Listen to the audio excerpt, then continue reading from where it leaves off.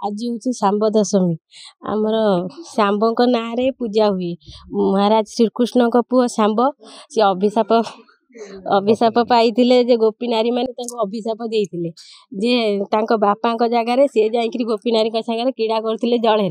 से कि सांब को अभिशाप देते जेहेतु से अभिशाप मुक्त होगापी श्रीकृष्ण कहते अर्घ क्षेत्र कोणार्क जाकि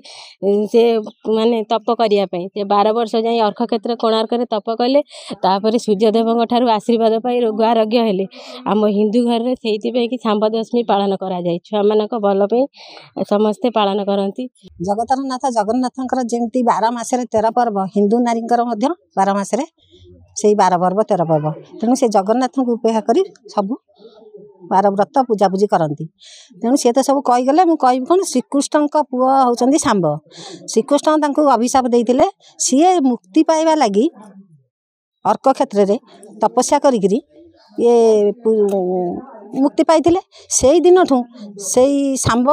ना पूजा करी सबू गृहिणी माने सबू स्त्री लोक माने आराध्य देवता सूर्य को लेकर पूजा करती ताफल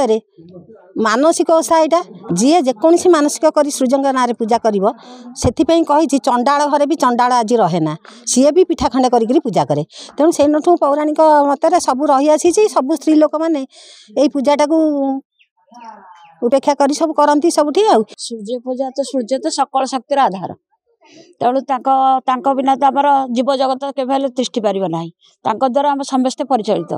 तेणु पौराणिक मतरे सांब को श्रीकृष्ण अभिशाप देते दबा द्वारा सी कुष्ठ रोग पीड़ित होते तेणु से पीड़ित हेले सी चाहते किमी रोगर उद्धार पाइबी से अर्क क्षेत्र में 12 वर्ष तपस्या करा पड़ा से जो अर्क क्षेत्र बर्तमान आम कोणार्क रूप में परिणत हो मंदिर में से मंदिर टी लांगुला नरसिंहदेव 1225 ख्रीष्टाब्द निर्माण करते सत जन मंत्री थे शिवेई सान्तरा सी जो तैयारी करते मझीरे सब पत्थर जाक निर्माण करते तेणु शिवेई सान्तरा करते राति रूप ये कर ग्राम परिक्रमा करते दिने गोटे बुढ़ी घरे जा पहुँचीगले पहुँचा से जाऊ गंडे जाऊ करथिला से जाऊ टी शिवेई सान्तरा कौन कले मझीरे हाथ बुड़े खाईदे खाईदवा द्वारा बुढ़ीटी कहला अरे पुओ तू से लांगुला नरसिंहदेव भाया कौन कूल पत्थर न पकई मझीरे पत्थर पकाउछु से मंत्री बुद्धि ये होता से जाकि राजा को कहते राजा से दिन ठार 1200 बढ़ई को निर्माण करने मंदिर को निर्माण करने सूर्य देवता मंदिर करने।